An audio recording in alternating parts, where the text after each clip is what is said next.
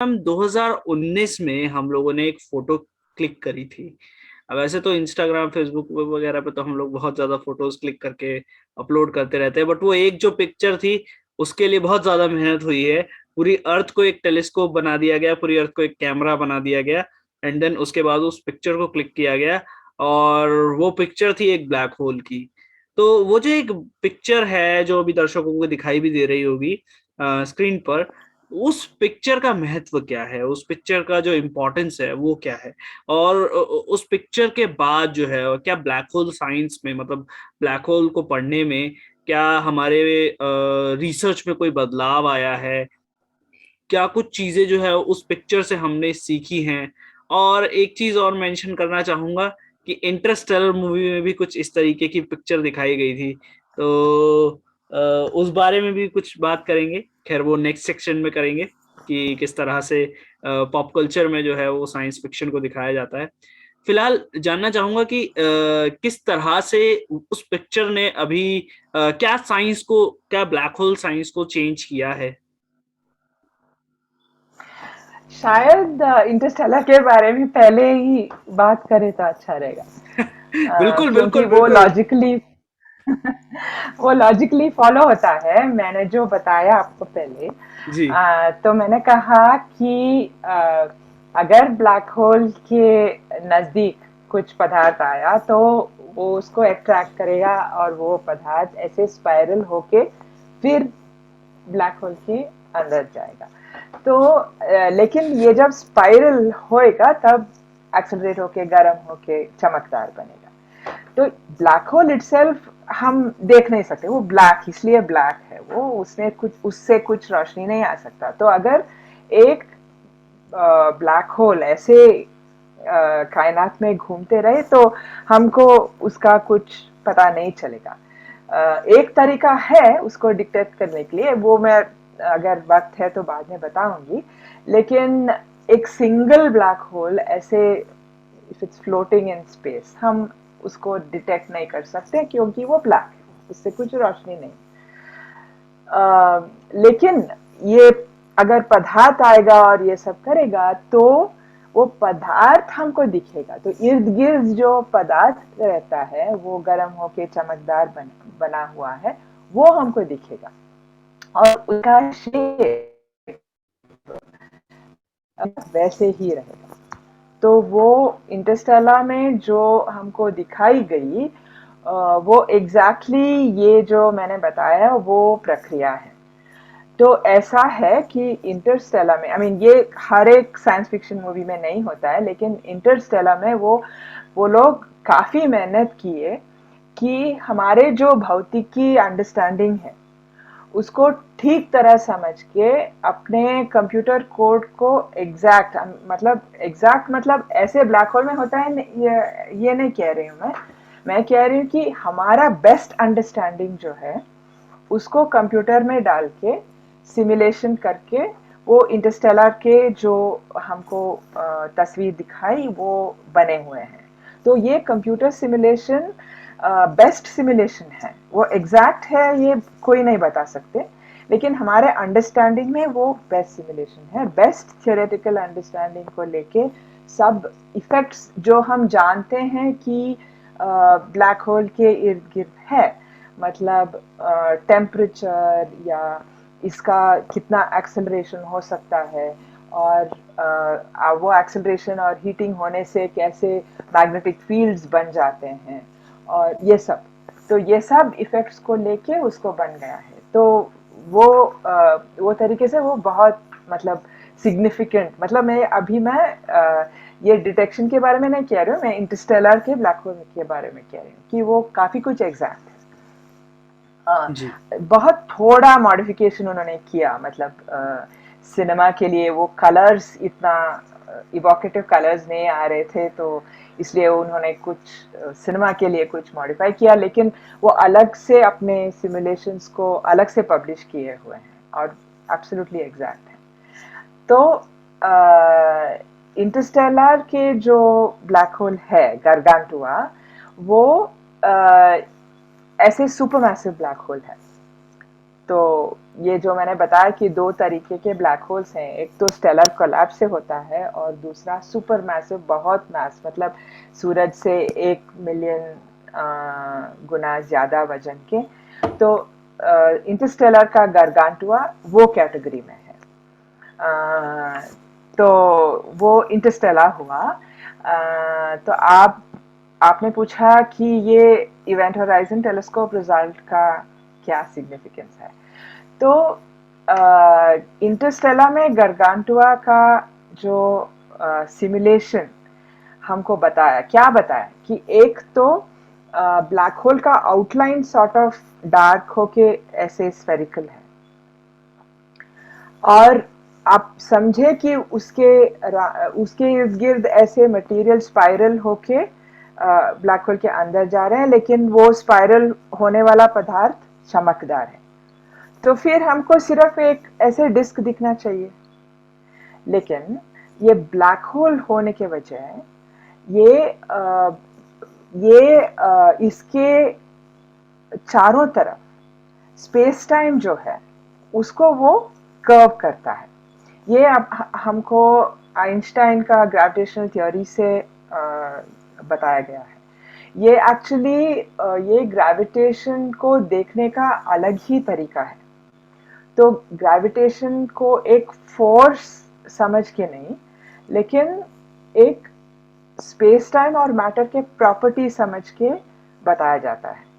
तो ये अलग तरीका ऐसा है कि स्पेस टाइम में अगर कोई भी पदार्थ हो, मतलब हम हो, आप हो, आपके लैपटॉप हो, या आपके मतलब ईयरफोन्स हो, कुछ भी हो, या पृथ्वी हो, या सूरज हो, जो भी पदार्थ हो, वो स्पेस टाइम पे एक घुमाव बनता है, और ये घुमाव के वजह से बाकी के पदार्थ चलते हैं। मतलब ये घुमाव बाकी के चलन को डिटरमिन करता है।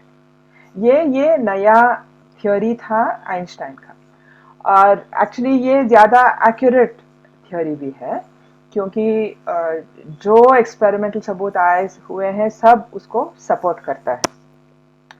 तो बात ऐसा है लेकिन कि ये मेरा ईयरफोन या मैं या आपके वजह से जो घुमा होता है वो बहुत बहुत छोटा रहता है, वो हम मेजर नहीं करते, लेकिन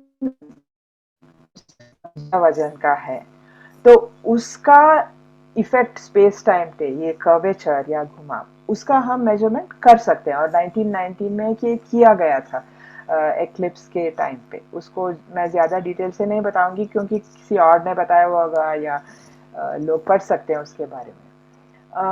और तो आप इमेजिन कर सकते हैं कि ब्लैक होल जो है इसका वजन बहुत बड़ा है, सुपरमैसिव ब्लैक होल का और भी बड़ा है, तो इसलिए स्पेस टाइम में उसका घुमाव बहुत बड़ा होता है। तो अब हम इसको गारगांटुआ को फिर से इमेजिन करें। तो ये एक ब्लैक होल है, वो काला है, वो दिखता नहीं हमको। उसके इर्द गिर्द में ये पदार्थ है जो स्पाइरल इन करके ब्लैक होल के अंदर जा रहा है, और वो चमकदार है। अब क्या होता है कि ये ब्लैक होल का इफेक्ट के वजह से ये घुमाव के वजह से ब्लैक होल के पीछे जो चमकदार मटेरियल है उससे रोशनी ऐसे कर्व होके हमको दिखता है। तो इसलिए हमको सिर्फ एक ऐसा डिस्क और उसके बीच में थोड़ा डार्कनेस ऐसे नहीं दिखता है, हमको एक डिस्क और एक क्या बोलते हैं उसको, एक मतलब ऐसे कर्व होके एक एक हैट जैसा शेप टाइप दिखता है, शेप दिखाई हार्ट दे रहा है। जैसा। हाँ, तो वो ये स्पेस टाइम के घुमाव के वजह से है। और गारगांटुआ का कंप्यूटर सिमुलेशन इसको दिखाई, क्योंकि उन्होंने आइंस्टाइन का ग्रेविटेशनल थ्योरी सब अपने कंप्यूटर सिमुलेशंस में इंप्लीमेंट करके ही वो सिमुलेशन बने।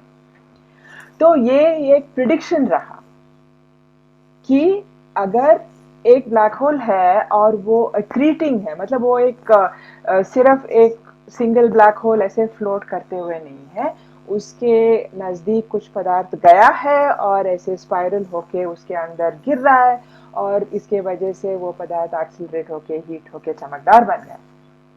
तो ऐसे हो अगर है सिस्टम तो हमको ऐसे आकार में दिखेगा, ये हार्ट शेप आकार में। ये प्रिडिक्शन था। और इन इवेंट होराइजन टेलीस्कोप की इमेज वो प्रिडिक्शन को समर्थन किया। तो ये उसका बहुत बड़ा सिग्निफिकेंस है। तो एक तरीके से ये आइंस्टाइन की थ्योरी का और एक सबूत और एक सपोर्ट, इंडिपेंडेंट सपोर्ट। और इन्होंने ये गैलेक्सी को बहुत केयरफुली चूज किया कि उनका टेलीस्कोप कितना शार्प इमेज ले सकता है, उतना शार्पनेस से ये दिखा जाए, ऐसे गैलेक्सी को उन्होंने चूज किया।